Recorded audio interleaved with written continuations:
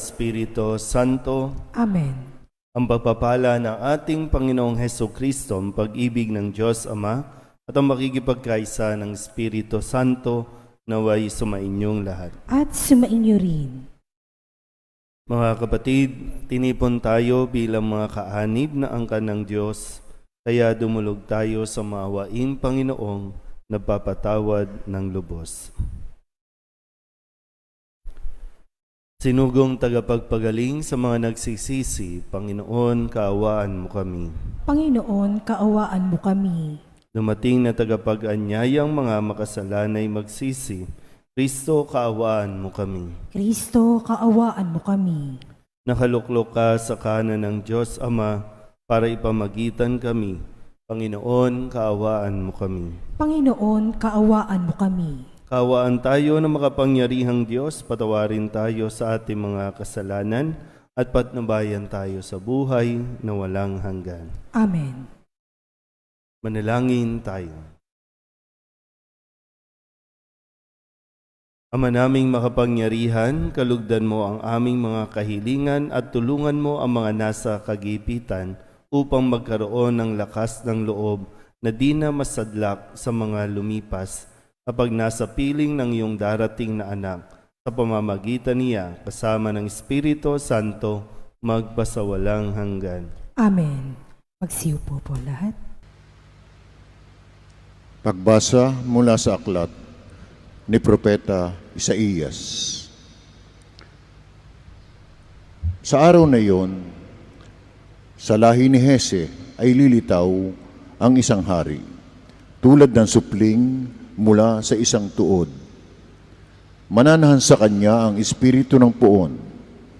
Bibigyan siya ng katalinuhan at pagkaunawa, ng kaalaman at kapangyarihan, ng karunungan at takot sa Panginoon.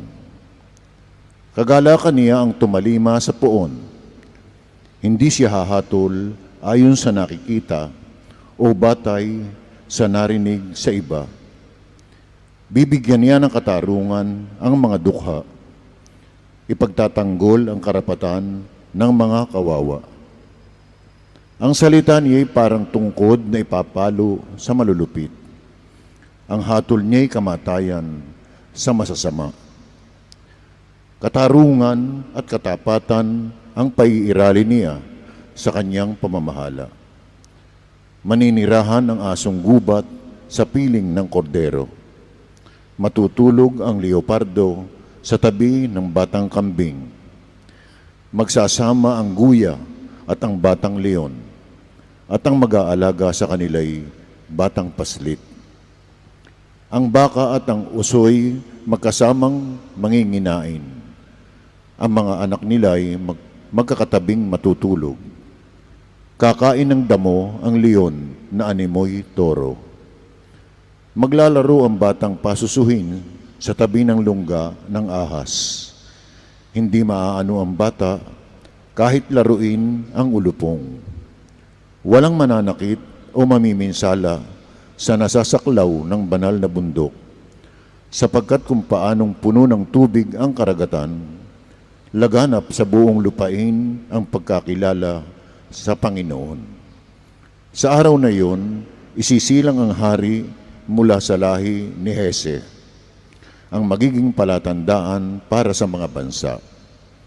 Ang mga bayay tutungo sa banal na lungsod upang parangalan siya, at magiging maningning ang kanyang luklukan. Ang salita ng Diyos. Salamat sa Diyos. Ang tugon po sa bawat saknong ng salmo, mabubuhay siyang marangal at sasagana kailanman. Ulitin po natin, mabubuhay siyang marangal at sasagana kailanman. Turuan mo yaong haring humatol ng katuwiran sa taglay mong katarungan, o Diyos, siya'y bahaginan.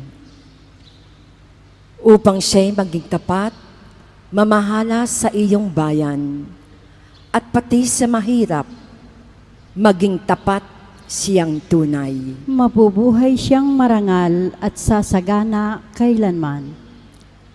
Yaong buhay na matuwid sa kanyang kapanahunan, madama ng bansa niya at umunlad habang buhay. Yaong kanyang kaharian ay palawak ng palawak mula sa ilog Euphrates sa daigdig ay kakalat. Mabubuhay siyang marangal at sasagana kailanman. Kanya namang ililigtas ang sinumang tumatawag, lalo yaong nalimot ng mga taong mahihirap. Sa ganitong mga tao'y siya'y lubhang nahahabag. Sa kanila tumutulong upang sila ay maligtas. Mabubuhay siyang marangal at sasagana kailanman. Nawa, yaong kanyang ngalan ay huwag nang malimutan.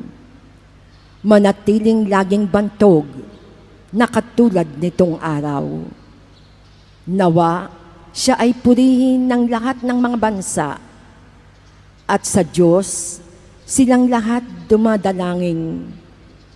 Hari nawa, pagpalain kaming lahat, tulad niyang pinagpala. Mabubuhay siyang marangal at sasagana kailanman.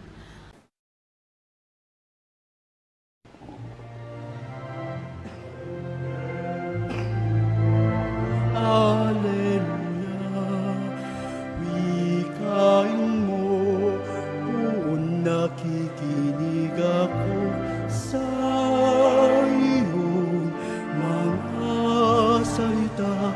Alleluia, Alleluia, Alleluia. Sumainyo ang Panginoon. At sumaiyo rin. Ang mabuting balita ng Panginoon ayon kay San Lucas. Papuri sa iyo, Panginoon. Noong oras ding iyon, si Jesus ay napuspos ng galak ng Espiritu Santo. At sinabi niya, "Pinasasalamatan kita, Ama, Panginoon ng langit at lupa, sapagkat inilihim mo sa marurunong at pantas ang mga bagay na ito at inihayag mo sa mga taong ang kaloob ay tulad ng sa bata. Oo, Ama, sapagkat gayon ang ikinalulugod mo. Ibinigay sa akin ng aking Ama ang lahat ng bagay. Walang makakakilala sa anak kundi ang Ama, at walang makakakilala sa Ama kundi ang anak, at yaong marapating pagpahayagan ng anak." Umarap si Jesus sa mga alagad at sinabi na di naririnig ng iba, "Mapalad kayo, sapagkat nakita ninyo ang inyong nakikita ngayon.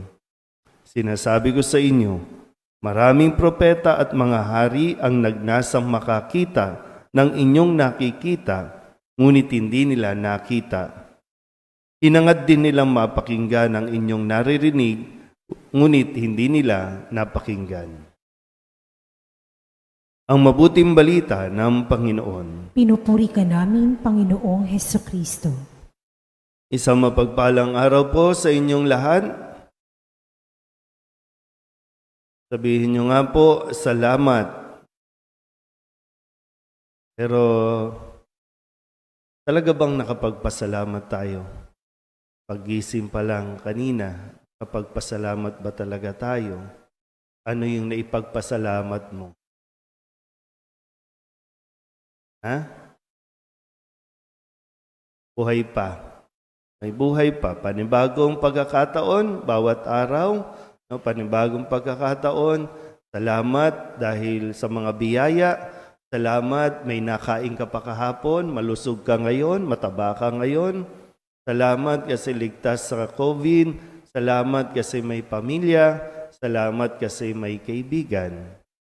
Maraming pwedeng at dapat nabanggitin na pagpapasalamat. Dahil sino ba tayo, no? Sino ba tayo para pagkalooban ng Diyos ng napakaraming biyaya?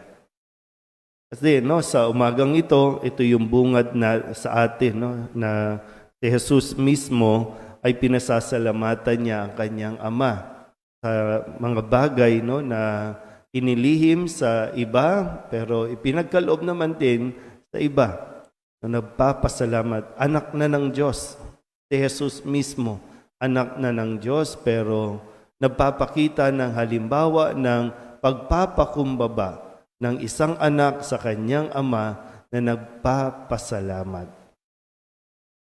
Sabihin niyo nga ulit, salamat. At sana po bahagi ng ating pagpapasalamat ay yung nakikilala natin si Jesus. Yun na lang no? Parang sa dito po, no? Kasi sabi dito, nagpasalamat si Jesus sa kanyang ama, tapos hinarap niya ang kanyang mga alagad at sinabing parang maswerte kayo. Kasi nakikita ninyo yung hindi nakikita ng iba. Naririnig ninyo yung inaasam na marinig ng iba pero hindi nila naririnig. Yun, narinig niyo yung motor. No? Yun yung bagay na sana mas ma-realize natin. No? Na higit na mahalaga at nakakapagdulot ng kaligayahan sa isang tao yung makilala niya si Jesus. Yung akala natin, makakapagpasaya sa atin kapag marami ka ng pera. Araw-araw, nadadagdagan ng pera mo, nag-accumulate, alam mo, masaya na. Okay naman sana yun. No? Akala mo kapag nagkaroon ka na ng love life, nagkaroon ka na ng asawa, akala mo, okay na, masaya na. Pag nakabili ka ng mga bagay, lalo na ngayong naghahanda tayo sa Kapaskuhan, alam mo, masaya na. Maitayo mo na yung mga Christmas tree, mailagay mo yung mga Christmas decors, alam mo, okay na. Pero laging panandalian. Laging at the moment lang, masaya. At the moment, popost mo lang, okay, happy. Kinabukasan, maghahanap ka na naman ng at the moment mo. Ito po yung sagot sa atin sa tunay na kaligayahan, yung makilala mo si Jesus. At tandaan po natin to, no? Sino ang pumili sa mga alagad? Tingnan po, sino ang pumili sa mga alagad? Si Jesus. At sinabi niya dito, mapalad kayo. So, mapalad tayo kung isa tayo sa pinipili ni Jesus. Hindi lahat pinili. Pero pinili ni Jesus yung kanyang magiging mga kaibigan, yung kanyang pagkakatiwalaan, yung kanyang makakasama.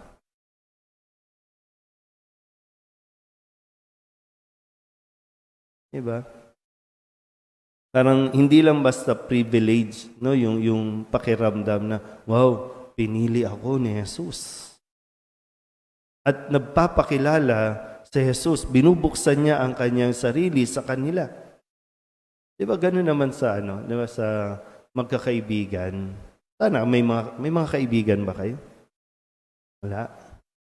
Meron, no? Meron, 'di ba isang parang masarap sa pakiramdam yung pinagkatiwalaan ka. Masarap sa pakiramdam yung binubuksan sa iyo yung kanyang pagkatao, nagpapakilala siya. Ibig sabihin, nagtitiwala siya sa iyo. Yung itinuturing natin na kayamanan ang mayroong kaibigan na mapagkakatiwalaan. So, pinili tayo ni Jesus.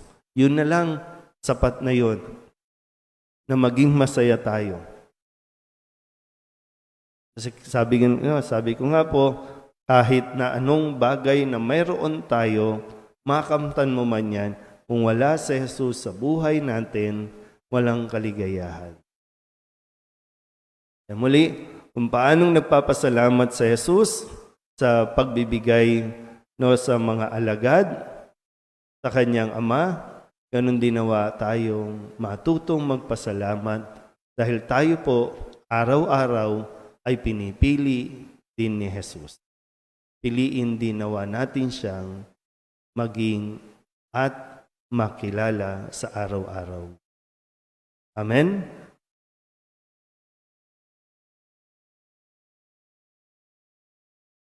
Sa himala ng pagpapakain ng 5,000 tao, inihahayag ng Ama ang mga hiwaga ng kaharian sa mga maliliit. Manalangin tayo sa ating Diyos na nagpapahayag ng pag-ibig sa mga maliliit at may hina. Ilapit natin na may pagtitiwala sa mapagmahal na pagkalinga ng ating Ama sa langit ang lahat ng ating mga pangangailangan. Ang ating pong itutugon, Ama ng mga dukha, dinggin mo kami. Ama ng mga dukha, dinggin mo kami.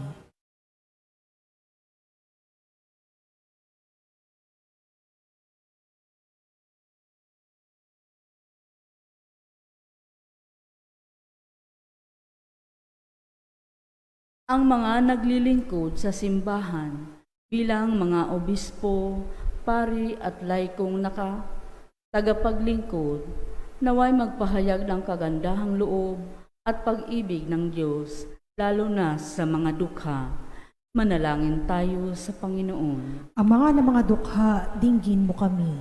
Ang mga pinuno ng pamahalaan, naway higit na pagtuunan ng pansin ang mga pangangailangan ng mga pinakaabang mamamayan. Manalangin tayo sa Panginoon. Ama ng mga dukha, dinggin mo kami. Ang mga bata, naway makilala ang Diyos sa pamamagitan ng ating mga pagtuturo at halimbawa. Manalangin tayo sa Panginoon. Ama ng mga dukha, dinggin mo kami. Ang mga may sakit, naway makatagpo ng ginhawa at kagalingan sa pag-aaruga at pag-aalala ng mga nangangalaga sa kanila. Manalangin tayo sa Panginoon. Ama ng mga dukha, dinggin mo kami. Ang mga namayapa na ay makaranas nawa ng walang katapusang kaligayahan sa kaharian ng Diyos. Manalangin tayo sa Panginoon. Ama ng mga dukha, dinggin mo kami. Idulog din natin sa Panginoon ang ating mga personal na kahilingan at mga panalangin para sa ating mga pamilya. Ganon din ang mga misang pasasalamat, natatanging kahilingan at ang mga kahilingan ng mga nanonood sa online, ang lahat ng mga kaluluwa sa purgatorio.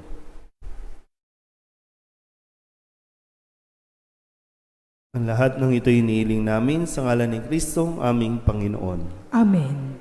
Magsiupo po lahat.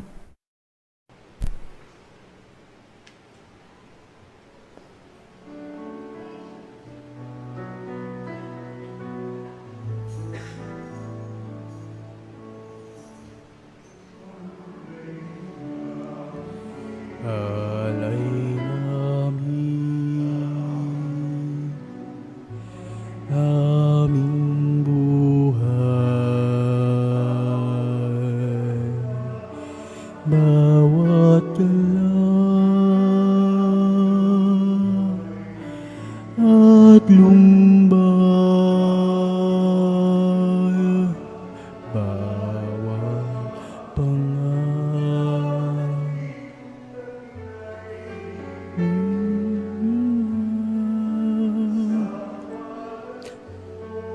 sa palad mo'y lalagay.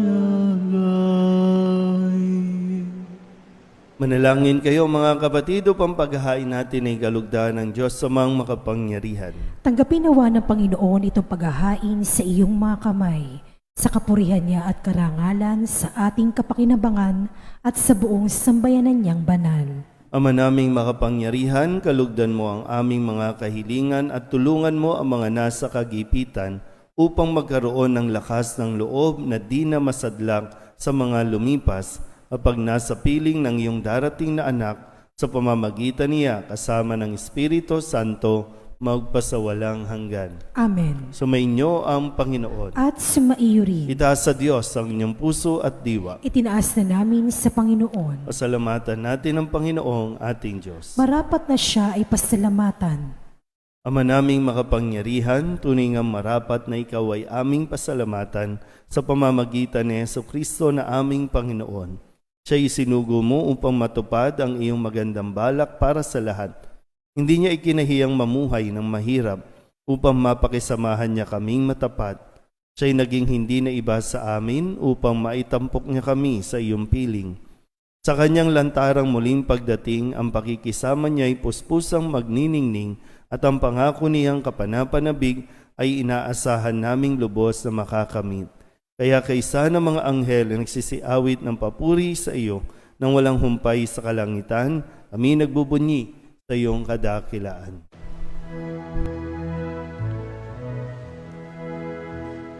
Santo, Santo, Santo, Panginoong Diyos na makapangyarihan, napupuno ang langit at lupa ng kalwalhatian mo.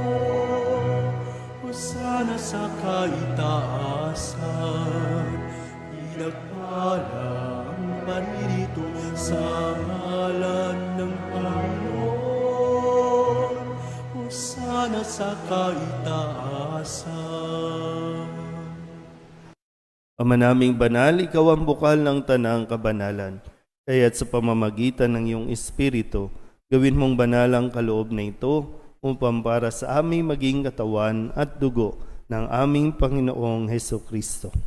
Bago niya pinagtiis ang kusang loob na maging handog, inawakan niya ang tinapay, pinasalamatan kaniya, pinaghati-hati ni iyon, iniabot sa kanyang mga alagad at sinabi, "Tanggapin ninyong lahat ito at kanin, ito ang aking katawan na ihahandog para sa inyo."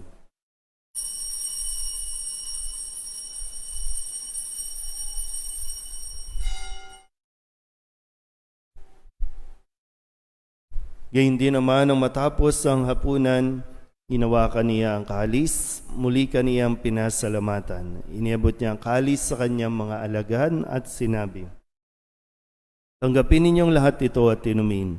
Ito ang kalis ng aking dugo, ng bago at wala hanggang tipan. Ang aking dugo na ibubuhos para sa inyo at para sa lahat, sa ikapagpapatawad ng mga kasalanan. Gawin ninyo ito sa pag-alaala sa akin."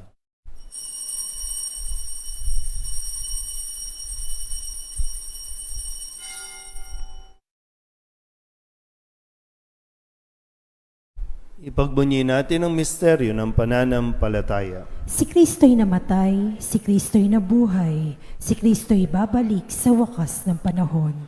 Ama, ginagawa namin ngayon ang pag-alaala sa pagkamatay at muling pagkabuhay ng iyong anak, kaya tiniaalay namin sa iyo ang tinapay na nagbibigay buhay at ang kalis na nagkakaloob ng kaligtasan.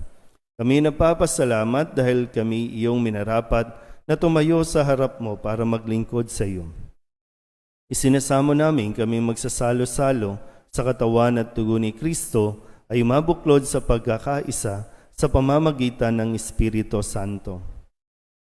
Ama, lingapin mo ang iyong simbahang laganap sa buong daigdig. Puspusin mo kami sa pag-ibig kay San Francisco na aming Papa at ni Jose na aming Obispo at ng Tanang Kaparian. Alalahanin mo rin ang mga kapatid naming nahimlay na may pag-asang sila'y muling mabubuhay, gayon din ang lahat ng mga pumanaw. Kawaan mo sila at patuloyin sa iyong kaliwanagan. Kawaan mo at pagindapating kaming lahat na makasalo sa iyong buhay na walang wakas. Kaysa ng mahal na Birhen Maria na ina ng Diyos, ng kabiyak ng puso niyang si San Jose. Kaysa ng mga apostol at ng lahat ng mga banal na namuhay dito sa daigdig na kalugod-lugod sa iyo, may pagdiwang nawa namin ang papupuri sa ikararangal mo sa pamamagitan ng iyong anak na aming Panginoong Hesukristo. Sa pamamagitan ni Kristo, kasama niya at sa Kanya, ang lahat ng parangal at papuri ay sa iyo, Diyos Amang makapangyarihan, kasama ng Espiritu Santo, magpasawalang hanggan.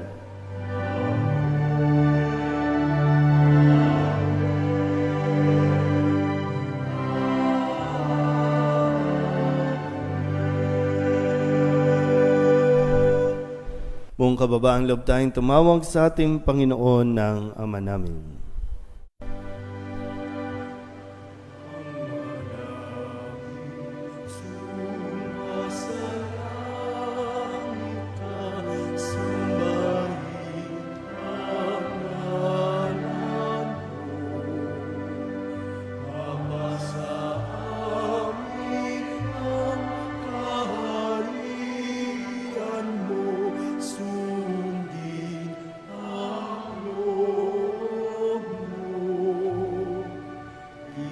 sa lupa para ng salangit.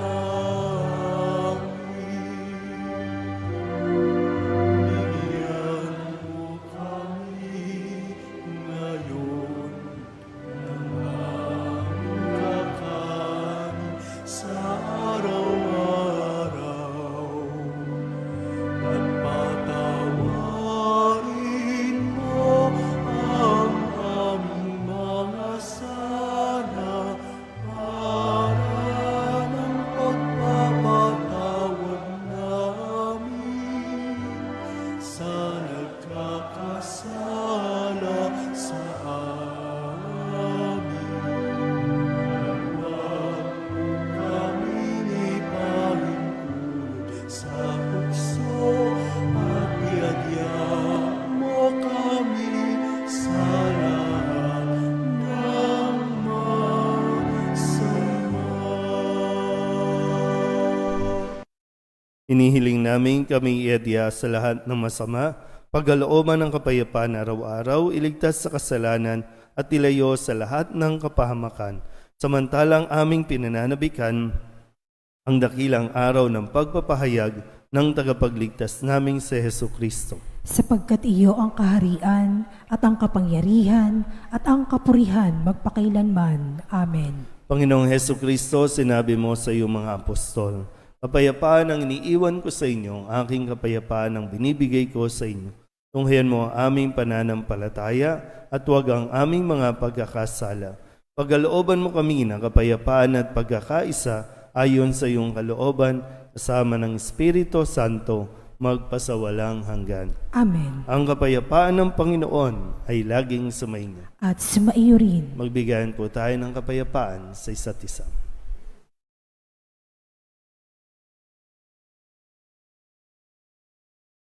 Kordero ng Diyos na nag-aalis sa mga kasalanan ng sanlibutan, maawa ka sa amin. Kordero ng Diyos na nag-aalis sa mga kasalanan ng sanlibutan, maawa ka sa amin. Kordero ng Diyos na nag-aalis sa mga kasalanan ng sanlibutan, ipagkaloob mo sa amin ang kapayapaan. Magsiluhod po lahat.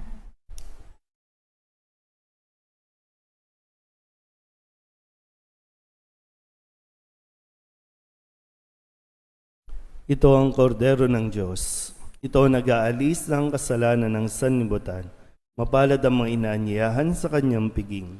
Panginoon, hindi ako karapat-dapat na magpatuloy sa iyo, ngunit sa isang salita mo lamang ay gagaling na ako. Katawan ni Kristo. Amen.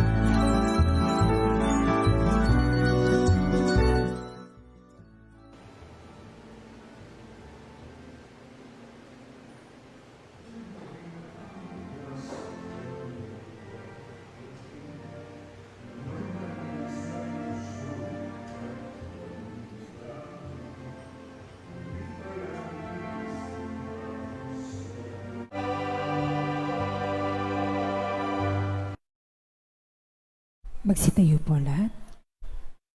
Manalangin tayo. Ama naming mapagmahal, kaming pinapakinabang mo sa iyong banal na salo-salo, ay turuan mong kumilala sa layunin ng iyong mga nilikang bagay na dapat naming gamitin upang kami ay sumapit sa iyong piling sa pamamagitan ni Jesucristo kasama ng Espiritu Santo magpasawalang hanggan. Amen. Mga kapatid, ating pagkukulan ng panalangin ang mga yumao nating mga mahal sa buhay at ang lahat ng mga kaluluwa sa purgatorio. Mga anghel, mga banal, tanang nasa kalangitan, halik kayo at samahan. Ang mga giliw namin pumanaw sa piling ng poong mahal. Si Kristo ang mag-aakay sa kandungan ni Abraham upang doon ay humimlay. Ang mga giliw naming pumanaw sa piling ng poong mahal. Sa ilaw na walang hanggan, kapayapaan naway pagkamitin ng may kapal. Ang mga giliw naming pumanaw sa piling ng poong mahal. Ama naming mapagmahal, iniahabilin namin sa iyo ang aming mga kapatid na pumanaw sa buhay na ito. Huwag mo silang pabayaan at pamalagiin mo silang buhay sa iyong piling. Alang-alang sa iyong awa at pag-ibig, patawarin mo sana ang kanilang mga pagkukulang at nagawang pagkakasala, dala ng kanilang kahinaan. Manatili nawa silang maligaya sa iyong piling kasama ng iyong anak ng Espiritu Santo, magpasawalang hanggan. Amen.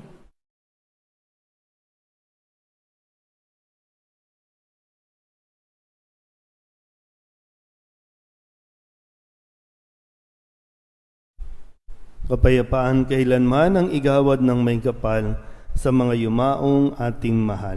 Sila nawa ay silayan ng ilaw na walang hanggan. Sumainyo ang Panginoon At sumaiyo rin. at pagpalain kayo ng makapangyarihang Diyos, Ama at Anak, Espiritu Santo. Amen. Tapos na ang banal na misa, humayo tayo sa kapayapaan ni Kristo. Salamat sa Diyos. Magandang umaga po.